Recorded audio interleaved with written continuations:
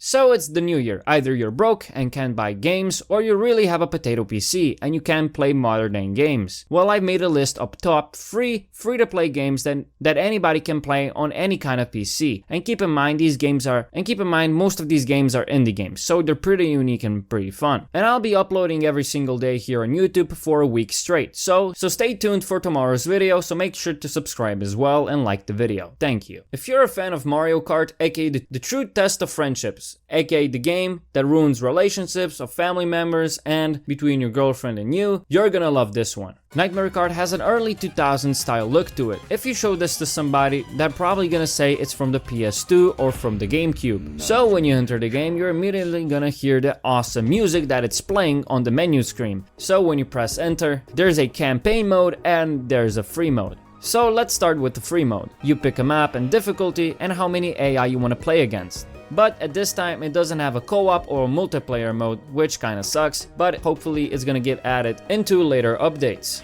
But hey, they still have a campaign mode, which I didn't pay any attention to the story, so I don't even know what happens. So if there's a nerd in the comment section, they can tell me what happens in the story. That would be great. Thank you. And when you choose a character, you have 5 characters to choose from, and their unique vehicles as well. The beginning title screen when you load up the game, I thought I was loading up a game from early 2000s. This game, it has a really unique look to it, and it feels just right. It feels just like my childhood, to be honest. So to play this game, all you really need is a PC. You can play this on your school PC if you wanted to. This game doesn't require much power, to be honest. Combat Master. Now this isn't an indie game, but it's still a pretty good game. It's basically a Call of Duty clone, but it's still pretty fun. And yes, you can run it on a potato PC and very low internet if you have a really bad internet connection, as well as mine. So yeah, Combat Master is a really quick game to hop on and off. I think it's one of the best free-to-play FPS shooters out there that brings a lot to the table, and you can do lots of fun things in the game. And the game is being constantly updated, so the game runs on microtransactions. So that's why they keep the game running, because the servers are very expensive. So yeah, it's basically a COD clone, but you can run it on a potato PC, and you can still have a bad internet connection, and you can still play the game at 60 FPS.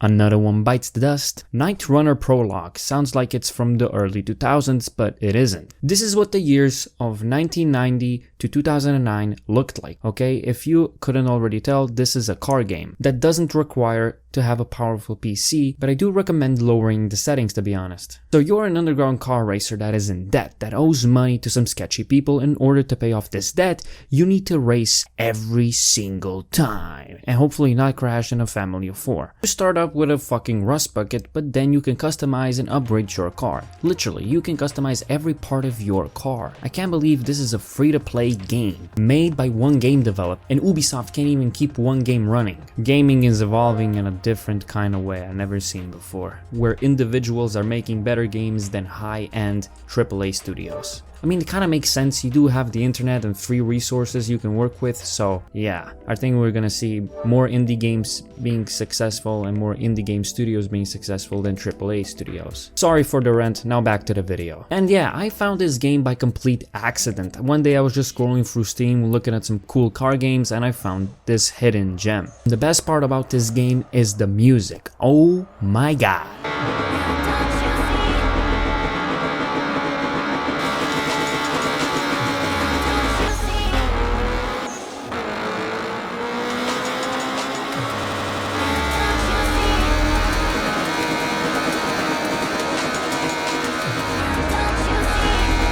If a Nintendo made a car street racing game, they would make this type of music. But no, it's not Nintendo, it's one single person and other artists make music. The faster you drive in this game, the music gets more and more louder each and every time. It is amazing. I feel like I was back in 2009 playing a car street racing game with my friends. It's just magical, to be honest. And also in this game, the map is really fucking huge. Like, I was expecting, you know, a small map, a medium. No, this map is really huge to play on. It has a lot of content to offer as well. For a free-to-play game, this is a 10 out of 10.